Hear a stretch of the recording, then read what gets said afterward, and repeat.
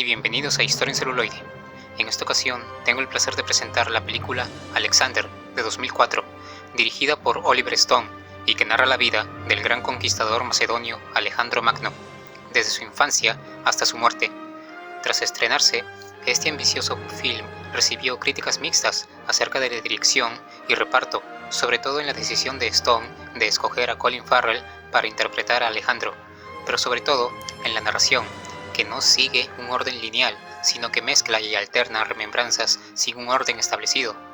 Tras su estreno, han llegado a realizarse 4 versiones del film, con la primera siendo la versión estrenada en cines, y las 3 últimas cortes del director, abarcando el tercero, llamado Alexander Final Cut, alrededor de 3 horas y media. Sin embargo, la película sí recibió halagos por los colosales sets y vestuarios, además por no evitar narrar aspectos más íntimos de la vida y personalidad de Alejandro, así como su sexualidad y su relación con su amigo y amante Hefestión. Sin embargo, esto recibió críticas por parte de algunas autoridades y voceros griegos que argumentaban, con ciertos prejuicios, que el film narraba episodios impúdicos y falsos acerca de la vida de Alejandro, a lo que Oliver Stone respondió que tales críticas provenían de pensamientos retrógradas y fundamentalistas. A pesar de todo, el film no tuvo el éxito esperado en la taquilla americana, sobre todo para el coste que había tenido, sobrepasando los 150 millones de dólares. Sin embargo, tuvo una mejor aceptación en Europa, donde recuperó parte de lo invertido. Con el tiempo, las versiones del director estrenadas para el mercado doméstico han recibido una revaloración, con críticos argumentando que el film se ha transformado en un ejemplo innegablemente fascinante de cine épico. La película comienza alrededor del 283 a.C., con Ptolomeo I Sóter, faraón de Egipto, quien narra a lo largo de la película cómo Alejandro crece con su madre Olimpia, su colérico padre Filipo y su tutor Aristóteles, donde encuentra interés en el honor, la música, la poesía y el combate militar. Su complicada relación con su padre Filipo, rey de Macedonia, se destruye cuando él se casa con la sobrina del ambicioso Átalo, Eurídice. Alejandro insulta a Filipo después de repudiar a Átalo como su pariente, lo que resulta en el destierro de Alejandro del palacio. Después del asesinato de Filipo, posiblemente por intrigas de su madre, Alejandro se convierte en rey de Macedonia. Ptolomeo menciona la campaña punitiva de Alejandro en la que arrasa Tebas, también refiriéndose a la posterior quema de Persépolis. Luego, ofrece una descripción general de la campaña persa occidental de Alejandro, incluida su declaración como hijo de Zeus por el oráculo de Amón en Egipto, su gran batalla contra el rey persa Darío III en la batalla de Gaugamela, su entrada triunfal en Babilonia y su campaña de 8 años en Asia. También se ven las relaciones privadas de Alejandro con sus amigos de la infancia, y en especial con Hefestión, y más tarde con su esposa Roxana. Hefestión compara a Alejandro con Aquiles, a lo que Alejandro responde que Hefestión debe ser su Patroclo. Cuando Hefestión menciona que Patroclo murió primero, Alejandro promete que si Hefestión muere primero, lo seguirá al más allá. Hefestión muestra una profunda tristeza cuando Alejandro se casa con Roxana.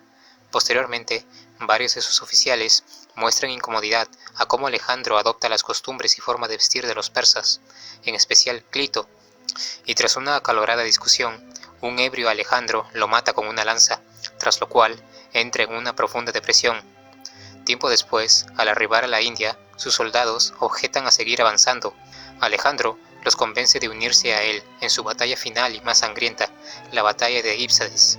En esta, cae gravemente herido por una flecha, pero sobrevive, lo que es celebrado por sus tropas. Más tarde, Hefestión sucumbe a una enfermedad desconocida, ya sea por casualidad o tal vez por veneno. Alejandro, lleno de dolor y de ira, se distancia de su esposa, a pesar de su embarazo, creyendo que ha matado a Hefestión. Muere menos de 3 meses después de Hefestión de la misma manera, cumpliendo su promesa de que lo seguiría. En su lecho de muerte, los generales de Alejandro comienzan a dividir su reino y pelear por la propiedad de su cuerpo. La historia luego regresa al 283 a.C., donde Ptolomeo admite a su escriba que él, junto con todos los demás oficiales, habían envenenado a Alejandro solo para evitar futuras conquistas.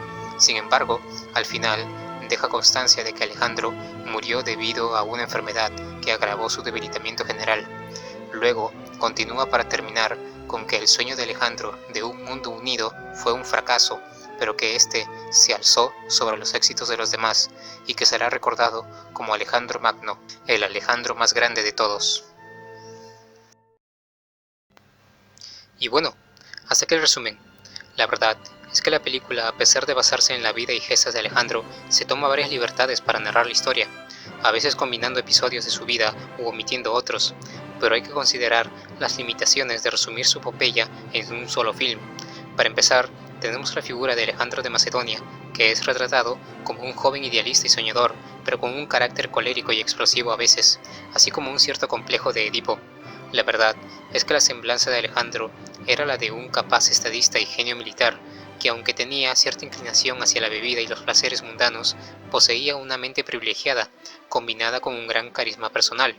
Nació en Pela, en el 356 a.C., como hijo y heredero de Filipo II, rey de Macedonia, perteneciente a la dinastía argeada, y de la princesa Olimpia de Épiro, lo que hacía a Alejandro solo mitad macedonio.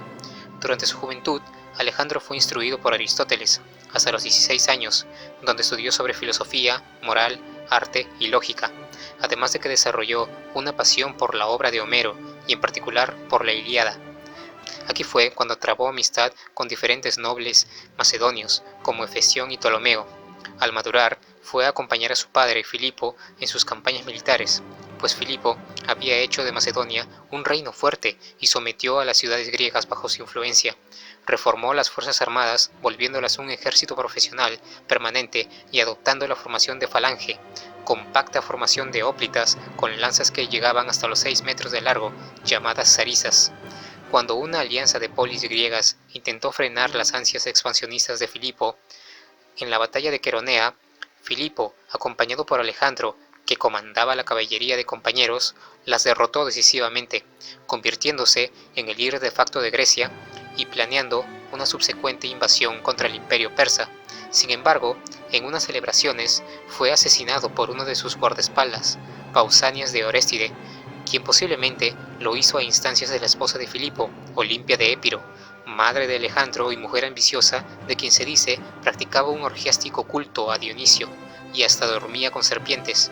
Ella había partido al exilio con Alejandro a la corte de su hermano, el rey Alejandro de Épiro, por un tiempo cuando Filipo tomó como esposa a Eurídice, hija de Átalo, quien había cuestionado la legitimidad de Alejandro. Después del asesinato de Filipo en el 336 a.C., Alejandro sucedió a su padre Filipo II en el trono a la edad de 20 años, heredando un reino fuerte y un ejército experimentado. Dedicó los primeros años de su reinado a imponer su autoridad sobre los pueblos sometidos por Macedonia, que habían aprovechado la muerte de Filipo para rebelarse, como en el caso de la destrucción de Tebas, que arrasó y esclavizó a sus habitantes, respetando únicamente la casa del poeta Píndaro.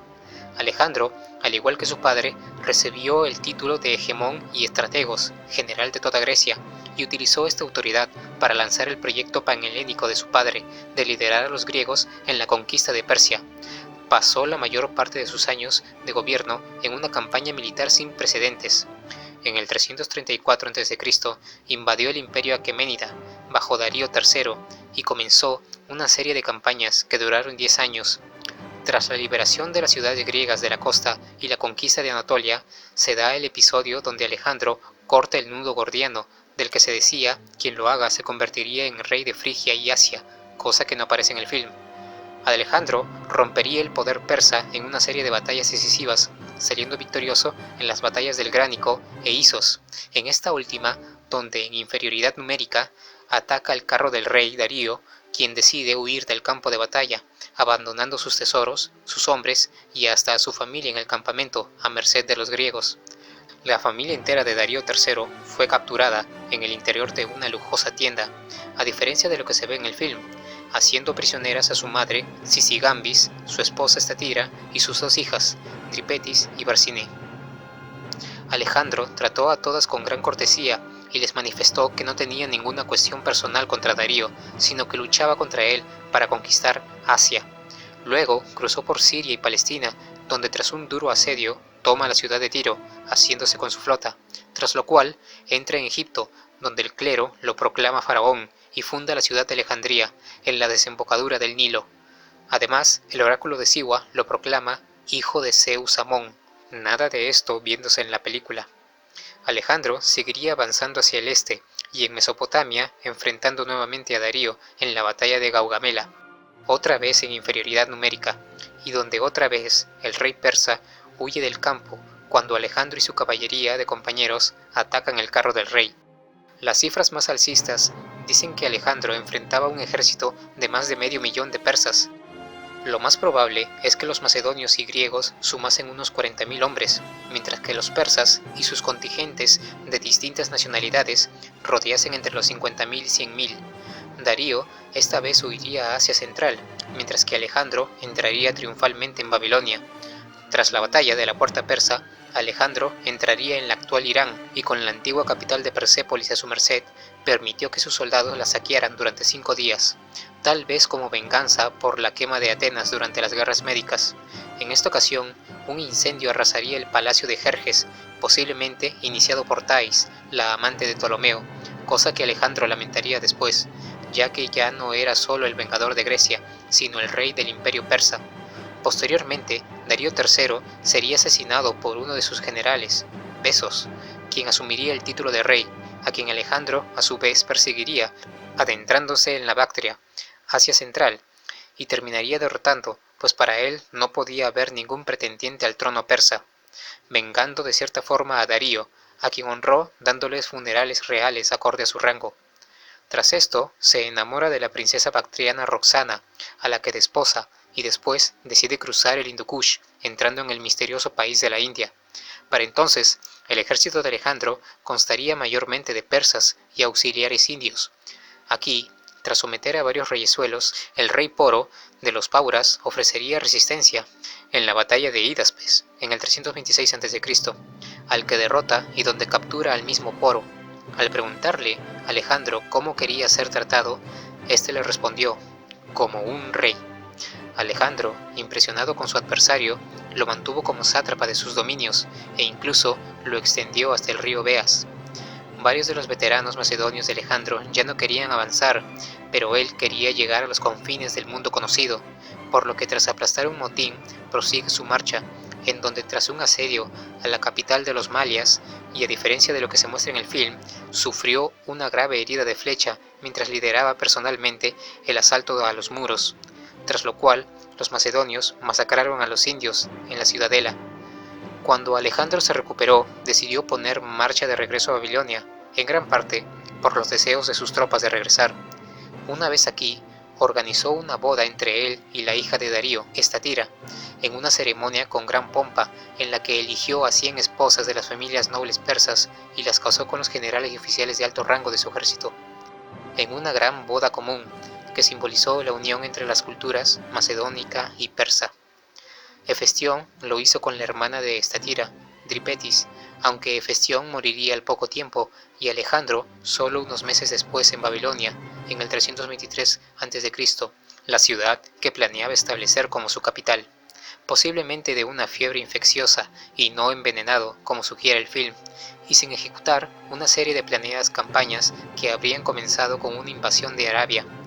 En los años posteriores a su muerte, una serie de guerras civiles destrozaron su imperio, lo que resultó en el establecimiento de varios estados gobernados por los diáconos, los generales y herederos sobrevivientes de Alejandro, quienes al principio habían acordado resguardar el imperio hasta que el hijo póstumo de Alejandro con Roxana llegase a la madurez, pero Casandro, que había tomado el control de Macedonia, lo asesinó junto con Roxana y la madre de Alejandro, Olimpia, durante un banquete, iniciando así el periodo de guerras de los diáconos.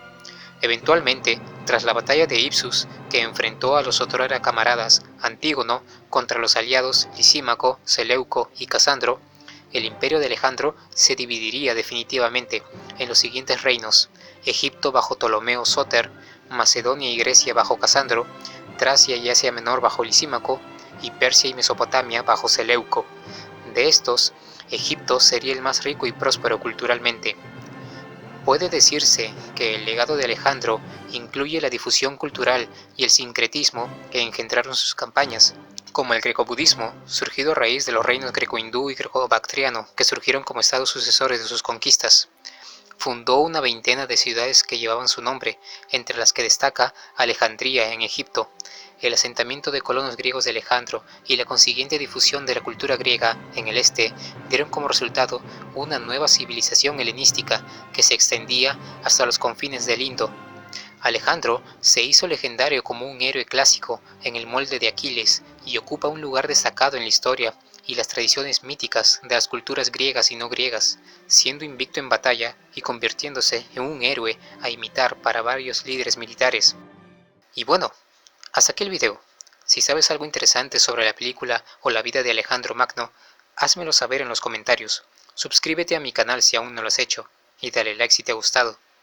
Esto es Historia en Celuloide y hasta el próximo video.